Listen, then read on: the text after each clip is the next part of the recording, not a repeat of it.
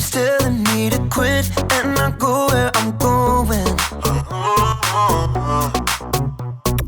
But I'm never ever gonna stop, and there's no signs of slowing. Ooh,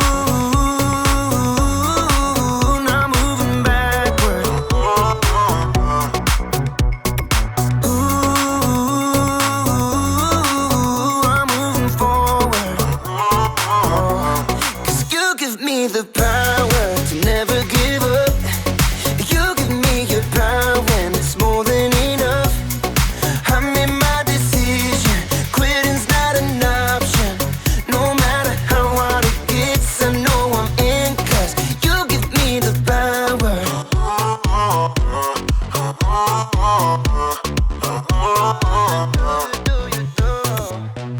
I'm committed to your plan, so I'll follow all of my days.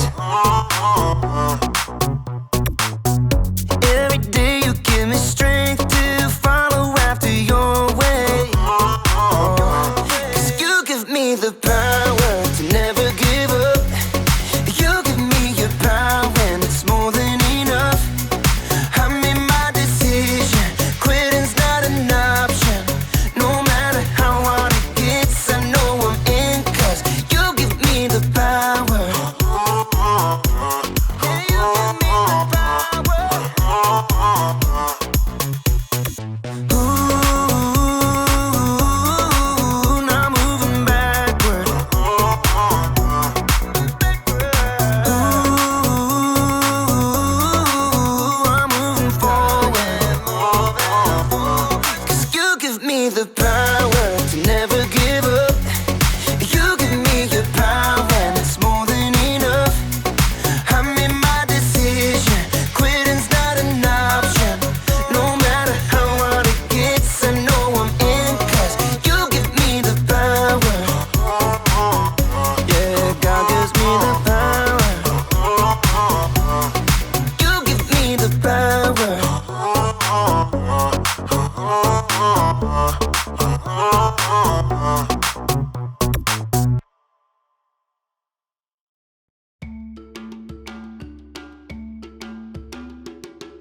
Welcome to Story Lab. This week, we're talking about grit, while we take a look at the story of someone who had to craft their way out of a tight situation.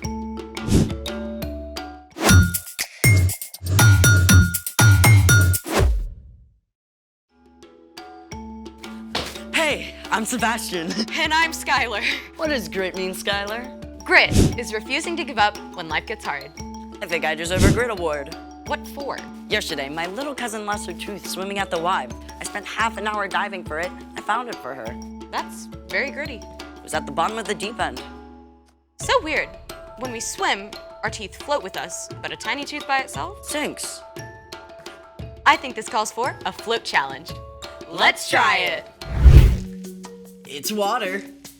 What should we test to see if it floats? I've opened up the chat for suggestions. Fluffy cookie wants us to try pumpkin. Do we have a pumpkin?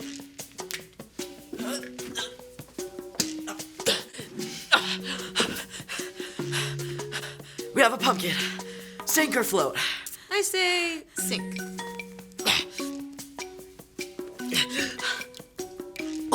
It floats? No way. This is insane. How? It's like a watermelon, basically. Kinda like that. Hold on. What's this? Wookiees are people too wants us to use pop? Oh, soft drink. Diet or regular? Doesn't matter, both. Sink or float? If a ginormous pumpkin can float, I say the soda floats.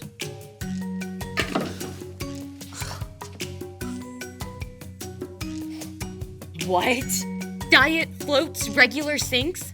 They're the same size can with the same amount of liquid. I feel like everything's upside down. Do we have time for more? Speed round. Soap. Soap.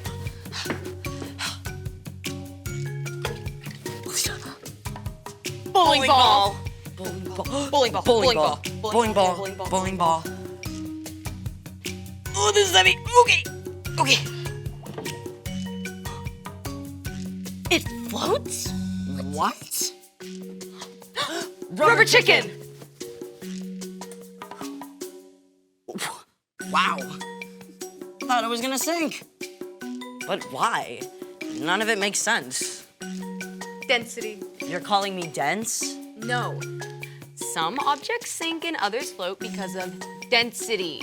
Oh, I don't get it. Okay.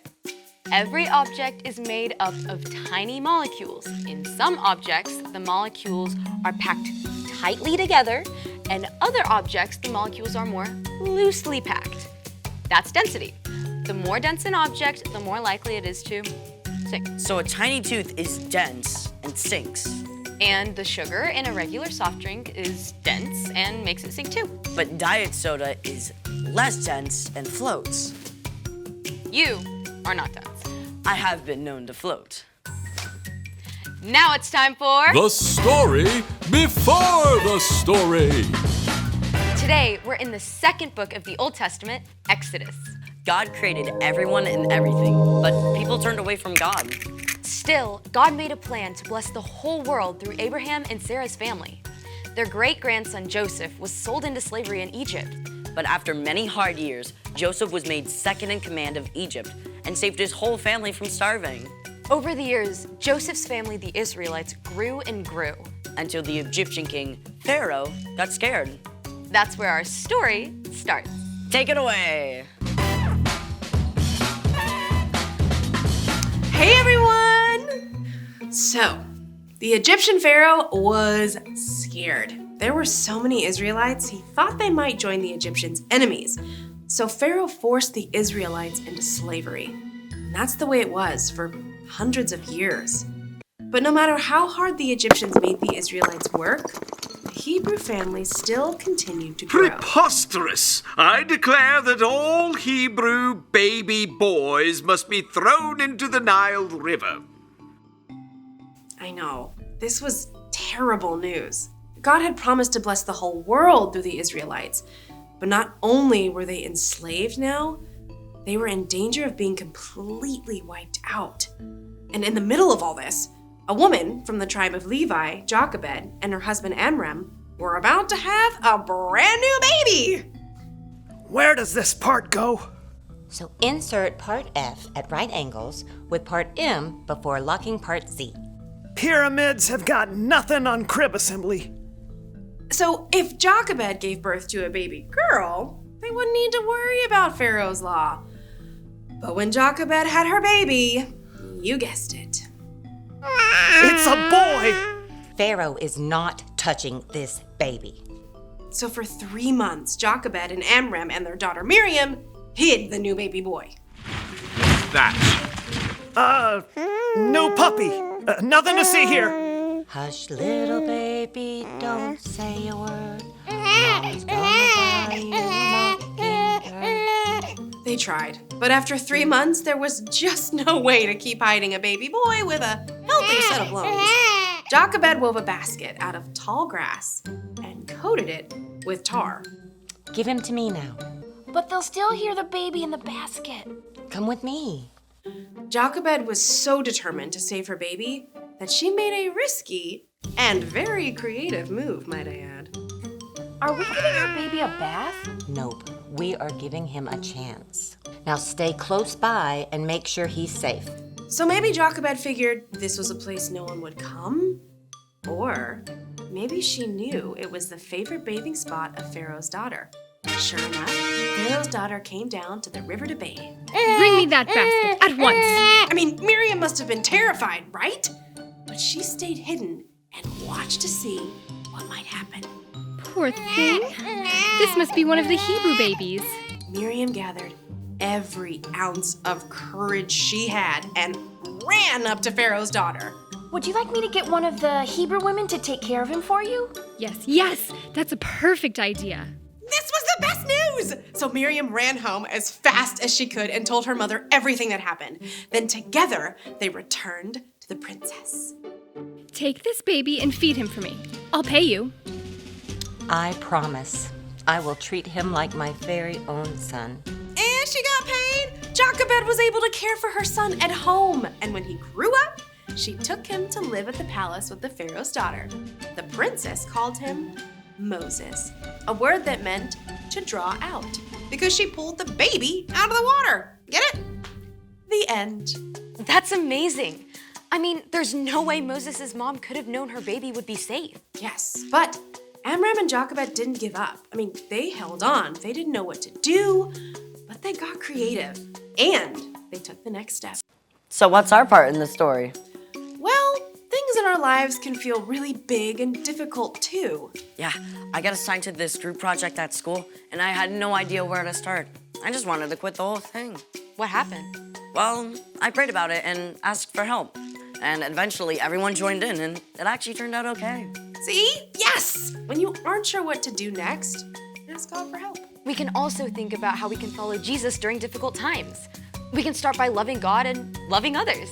Whether it's a friendship in trouble or a fight with your parents, you can hold on. Stay with it. God will be with you, even when things get messy. I think you guys got it. I'll see you next time. Bye. Bye. So here's the thing. Hold on, even when you don't know what to do. That's how grit grows. Sink or float? Sink. Huh, it floats. Thanks for joining us in the Story Lab. We'll see you next time.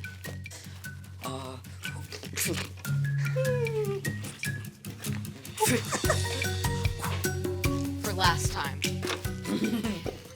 Oh, it's sunk.